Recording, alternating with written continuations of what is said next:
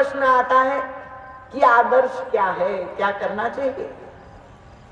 और तब ऐसे समय में हमारे प्रभु श्री राम का जो जीवन दर्शन है, उनका जो व्यक्तित्व है, क्योंकि भगवान श्री राम के युग में भी एक युद्ध लड़ा गया, रामायण के काल में भी बड़ा युद्ध लड़ा गया और भगवान श्री कृष्ण के समक्ष भी एक विशाल युद्ध लड़ा गया। और ये रामायण और महाभारत दोनों ही हमारे राष्ट्र के एक अद्भुत ग्रंथ है, हमारी संस्कृति की, भारतीय संस्कृति धरोहर है। परम पूज्य महाराज श्री से किसी ने पूछा था, क्योंकि महाभारत के युद्ध में महाविनाश अंत में हुआ, कौरव की सेना, पांडवों की सेना, सर्वत्र वहां 1 और 11 अक्षौणी सेना थी, सारी सेना नष्ट हो गई, केवल 3 बचे कौरव के पक्ष से। पांडवों के पक्षों से 7 अक्षौणी सेना थी, वहां सारे का पांडव जो है योद्धा थे वे मारे गए, केवल 5 बचे। तो इस तरह से एक इतना बड़ा विनाश हुआ।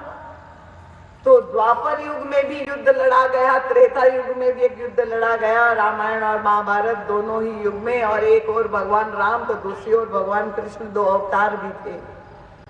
पर रामायण के युग में आप देखते हैं युद्ध तो लड़ा गया, पर अंत में परिणाम क्या हुआ कि भगवान श्री राम के द्वारा राम राज्य की स्थापना हुई और जितने भी बंदर युद्ध में लड़ते हुए मारे गए, भगवान श्री राम ने इंद्र को कहकर के अमृत वर्षा की, सब पुनः जीवित हो गए। और जितने भी राक्षस मारे गए सबकी मुक्ति हो गई।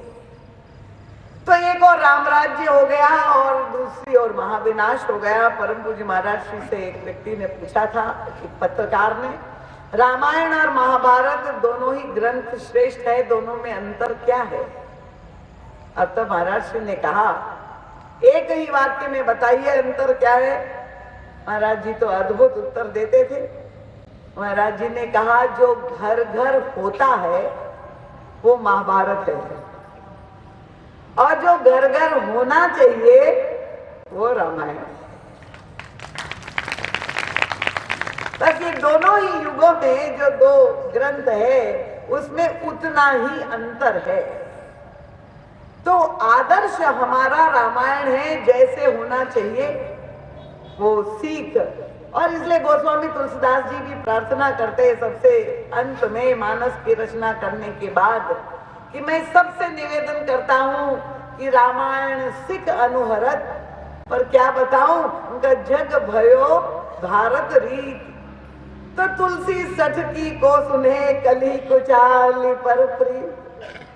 पर आप लोग कलयुग में भी अपवाद है, क्योंकि आप लोग रामायण की शिक्षा ग्रहण करना चाहते हैं। यहाँ इतने रामायणी बंधु बैठे